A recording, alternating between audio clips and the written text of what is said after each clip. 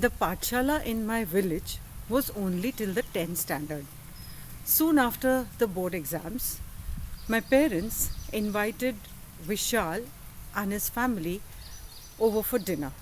Now, in a village, family members can mean anything 10, 12, it can mean 14, 15.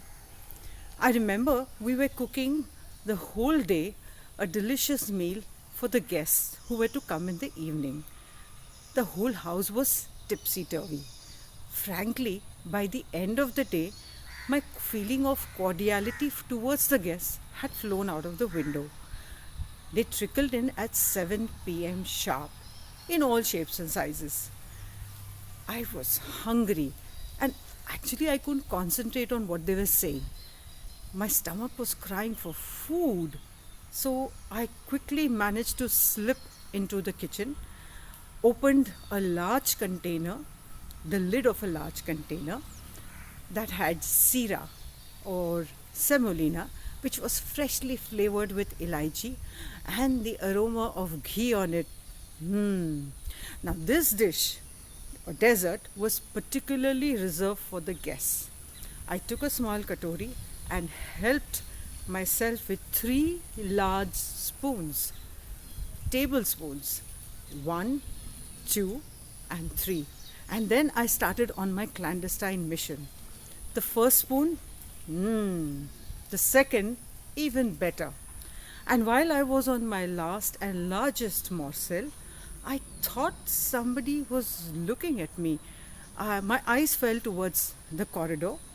There was a dingy lights there, so I could just see a silhouette. So I moved towards the corridor with the shira in my mouth and the katori in my hand to see who it was. To my utter shock and surprise, I saw Vishal standing there. He had just gone to the washroom and had come out. I looked at him and he looked at me. That moment between us froze. Soon dinner was served and all the women in my household were busy serving the guests and the male members in the family. My grandfather, he loudly proclaimed, "The women in our household eat the last after serving all the guests." I looked at Vishal and we hid our smiles. Thereafter, once we had the 10th standard results in hand, we all left our village in pursuit of our higher education. Some took up jobs and the others enterprise to build our future and, into quotes, settle down in life. 20 years later, I received an invitation from the village Sarpanch. His daughter was getting married. Excited with the thought of meeting everyone, I decided to attend the wedding. When I reached the wedding ceremony, I gathered that amras was the main dish for the wedding lunch because the wedding was in the peak of summer. As usual, there was a heap of mangoes, and all the women had squat around this heap of mangoes, busy taking out the pulp from the skin of the mango.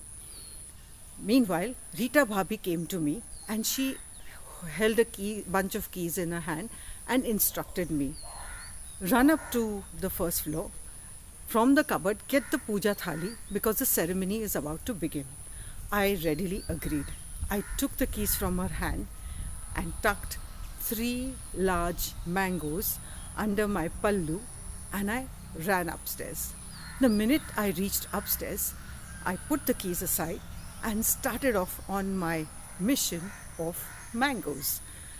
After eating two mangoes, while I was on the third one, I could hear voices from below asking for the puja thali. Now, as I was going to reply to that voice and the query, I heard some other voice answering that query. The voice was familiar too. So I was wondering, who is this? Then I heard footsteps coming towards me.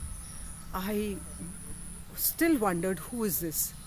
And in a minute, I was shocked and surprised to see Vishal standing there. He was signaling to me to hurry up and run down with the puja thali.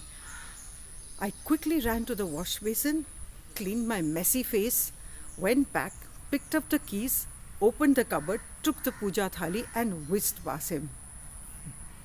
Not all stories that end with honey only are sweet. Some that end with mangoes are sweeter.